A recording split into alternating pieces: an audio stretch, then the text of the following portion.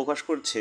এত দ্বারা সংশ্লিষ্ট সকলের অবগতির জন্য জানানো যাচ্ছে যে বাংলাদেশ ফার্মেসি কাউন্সিলের সার্ভারের কারিগরি ত্রুটির কারণে 64তম ব্যাচ ফার্মেসি সার্টিফিকেট রেজিস্ট্রেশন কোর্সে ভর্তির আবেদন এ, বি এবং সি ক্যাটাগরির রেজিস্ট্রেশন ও নবায়ন কার্যক্রম সাময়িকভাবে বন্ধ আছে। আমরা এই সাময়িক অসুবিধার জন্য আন্তরিকভাবে দুঃখিত এবং খুব শীঘ্রই স্বাভাবিক সেবা পুনরায় চালু করার জন্য কাজ করে যাচ্ছি।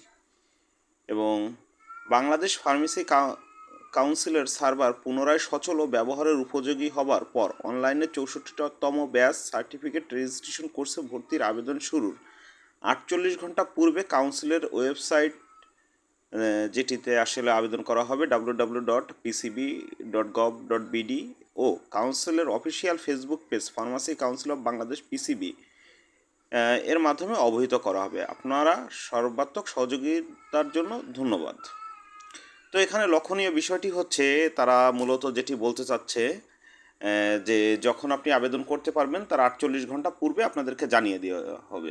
অর্থাৎ আপনারা আগামী 2 দিনের ভিতরে আবেদন করতে পারছে না, এটি আপনারা মোটামুটি নিশ্চিত থাকেন, কারণ এখন পর্যন্ত তাদের ওই ধরনের কোনো সার্কুলার দেওয়া হয়নি। কাজেই আপনারা যারা আবেদন করতে চাচ্ছিলেন বা আবেদনের জন্য উৎসুক হয়ে বসে আছেন তাদেরকে এই মুহূর্তে আরও কিছুদিন অপেক্ষা করতে হবে এবং অপেক্ষা করার পরে আপনারা যখন তাদের পুনরায় আবেদন করার নোটিশ দিবে তারপরে আপনারা আবেদন করতে পারবেন। এবং আবেদন করার পূর্বে অবশ্যই আপনারা সব ধরনের যে আপনাদের পেপারসগুলো মূলত ছবি, এসএসসির সার্টিফিকেট, আপনার ভোটার আইডি কার্ড, আপনার প্রত্যয়নপত্র, অবশ্যই এগুলো আপনারা সত্যায়িত করে রাখবেন এবং লাইসেন্সের কপিও লাগবে।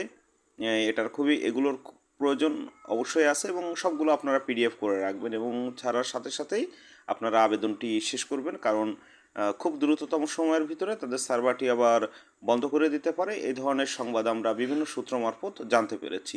তবে এই সূত্রের কোনো সত্যতা আমরা দিতে পারছি না। তবুও আপনারা ভর্তি নিশ্চয়তার জন্য দ্রুততার সাথে কাজ করার জন্য বা কাজটি সম্পন্ন করার জন্য আপনাদের কাছে জানানো হলো বা অনুরোধ করা হলো। তো এই ছিল আমাদের শেষ পর্যন্ত আপডেট। পরবর্তী আপডেট আসলে অবশ্যই আমি আপনাদেরকে জানিয়ে দেব যে ফার্মেসি কাউন্সিলের কখন আপনারা ভর্তি হতে পারবেন বা কীভাবে ভর্তি হতে পারবেন।